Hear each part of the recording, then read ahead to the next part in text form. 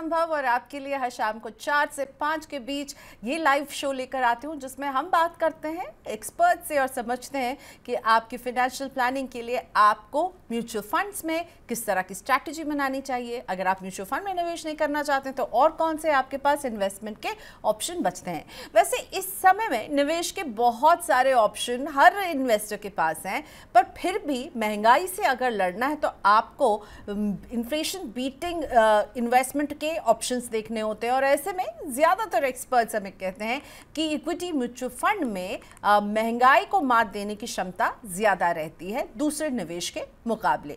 लेकिन क्या आप जानते हैं कि इक्विटी से जुड़े म्यूचुअल फंड स्कीम में जब आप निवेश करते हैं तो एक स्कीम के ज़रिए आप 50 से 100 शेयरों में निवेश कर रहे होंगे और अगर आपके पोर्टफोलियो में इस तरह 10 स्कीम हैं तो ना चाहते हुए भी आपके कई स्कीम्स में कुछ ऐसे शेयर होंगे जो दूसरी स्कीम के शेयर से मैच कर रहे होंगे, यानी ओवरलैप कर रहे होंगे। अब रिस्क को कम करना है तो आपको डाइवर्सिफाइड पोर्टफोलियो बनाना है जिसके लिए आप ज़्यादा जगह ज़्यादा एसेट्स को चुनते हैं, लेकिन ओवरलैपिंग का खतरा भी यहाँ पर हो जाता है आपके म्यूचुअल फंड पोर्टफोलियो में। तो कैसे अपने पोर्टफोलियो को डाइवर्सिफाइड रखें लेकिन ओवरलैप ना हो और आपके म्यूचुअल फंड पोर्टफोलियो में हो कितने स्कीम, इस सवाल का जवाब आज हम आपके लिए लेकर आए हैं।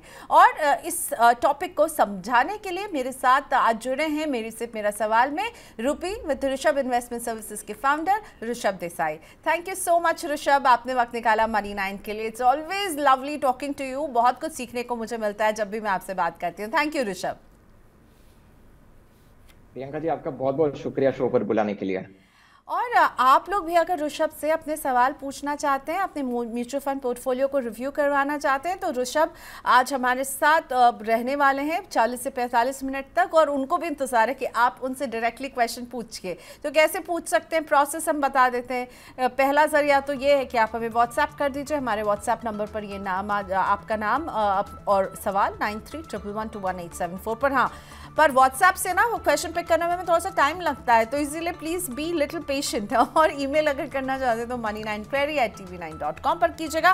पर अगर आप में पेशेंस की कमी है और आप व्हाट्सएप और ईमेल नहीं करना चाहते हैं तो फिर यूट्यूब पर जुड़िए, लाइव पूछिए अपने question. Rishabh Desai is with me अगले 1 घंटे के लिए और मुझे आपके सवालों का इंतजार रहेगा। जब तक आप हमें सवाल पूछ रहे हैं हम ऋषभ से आज के टॉपिक पर बात करना चाहते हैं क्योंकि इस शो के खत्म होते होते हम इस आंसर पर पहुंचेंगे ऋषभ के साथ कि आपके म्यूचुअल फंड पोर्टफोलियो में कितनी स्कीम्स होने चाहिए। लेकिन इसकी शुरुआत मैं करना चाहूंगी ऋषभ कि हमेशा आपके जैसे एक्सपर्ट्स कहते हैं कि आपका पोर्टफोलियो डाइवर्सिफाइड होना चाहिए।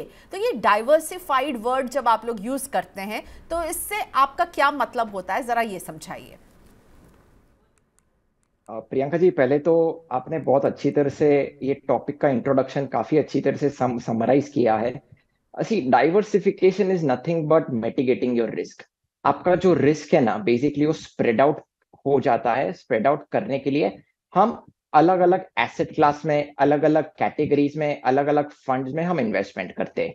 ये बेसिकली डाइवर्सिफिकेशन कुछ अलग अलग तरीकों से होता है। एक एसेट एलोकेशन लेवल पे होता है, इक्विटी में, डेट में, गोल्ड में, इंटरनेशनल फंड्स में, राइट। नंबर 2, अगर आप इक्विटी चूज कर रहे हैं एज एन एसेट क्लास तो इक्विटी में फिर कितना लार्ज कैप में होना चाहिए, कितना मिड कैप में होना चाहिए, कितना स्मॉल कैप। अभी तो इतने सारे कैटेगरीज आ गए, राइट। तो फ्लेक्सी कैप में कितना होना चाहिए, मल्टी कैप में कितना होना चाहिए, right. And third is that कि एक style diversification is also very important. 2 तरीके स्टाइल्स होते हैं, one is growth oriented and one is value oriented. हमने देखा है कि 2020 के पहले ग्रोथ स्ट्रेटेजी ने बहुत ही फिनोमिनल बुल रन दिया है और अभी कोविड के बाद 2020 के बाद ये करीबन 3-3.5 साल में वैल्यू एज अ स्ट्रैटेजी ने बहुत अच्छी तरह से बुल रन एक अच्छा परफॉर्मेंस दिया है, right. So basically diversification is nothing, जो इंग्लिश में एक बहुत अच्छी कहावत है कि don't put all eggs in one basket. में थोड़ा शाकाहारी भाषा में बोलने जाओ कि आपके फल जितने भी है सब एक टोकरी में मत रखिए, थोड़ा थोड़ा स्प्रेड आउट करके रखे तो बेसिकली रिस्क आपका अच्छी तरह से डाइवर्सिफाई अच्छी तरह से मिटिगेट हो जाता है। ओके, सो बेसिकली आप अलग अलग जगह पर स्प्रेड आउट करके अपने पैसे को डालेंगे। आप सारा पैसा जो है वो ऋषभ को नहीं दे करके कुछ पैसा ऋषभ की स्कीम में डालेंगे, कुछ पैसा प्रियंका की स्कीम में डालेंगे, कुछ पैसा आप कहीं और डालेंगे, ताकि एक साथ तीनों वो गलती करेंगे तो आपका पैसा जो है वो कहीं पर ज़्यादा डूबेगा, कहीं पर कम डूबेगा। तीनों एक साथ एक जैसी गलती नहीं करेंगे। So this is what is necessary कि आप एक डाइवर्सिफाइड जगह पर आप निवेश कर रहे हो, यानी आप अलग अलग जगह। अब क्या होता है ऋषभ, ये मेरे पास तो इतने क्वेश्चंस आते हैं जिसमें लोग बताते हैं ना, अपने पोर्टफोलियो जब भेजते हैं तो आपको दिखेगा किसी में 15 स्कीम में निवेश किया हुआ है, 20 में किया हुआ है, यू नो समटाइम्स 25-30 जो है पोर्टफोलियो में स्कीम्स भरे हुए रहते हैं और लगता है भाई ज़्यादा स्कीम में करें यानी ज़्यादा रिटर्न मिलेगा।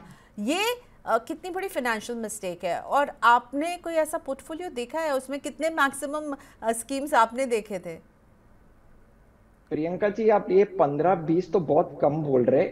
मैंने तो 100 से ज्यादा स्कीम्स देखे हैं क्लाइंट के पोर्टफोलियो में। तो आप इमेजिन कर सकते हो कि क्लाइंट्स कितना ओवर डाइवर्सिफाई करते हैं अपने पोर्टफोलियोज के लिए, राइट। देख क्या होता है ना कि हर एक scheme on an average 40 to 50 stocks में इन्वेस्ट करता है। कोई कोई स्कीम्स आपको तो 80, 90, 100 स्टॉक्स में भी इन्वेस्ट कर लेता है, राइट।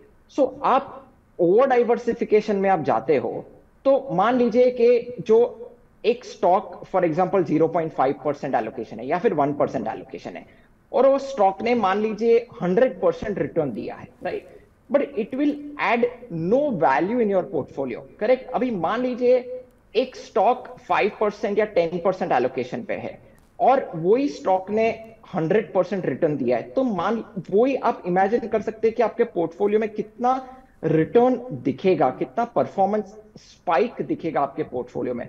सो बेसिकली मैं ये कहना चाह रहा हूं मैं कि डाइवर्सिफिकेशन करे तो मॉडरेट तरीके से करे, ओवर डाइवर्सिफिकेशन ना करे। 15-20 स्कीम की कोई जरूरत नहीं है। On an average 40 to 50 stocks हर एक स्कीम 40 to 50 स्टॉक्स में इन्वेस्ट करता ही है।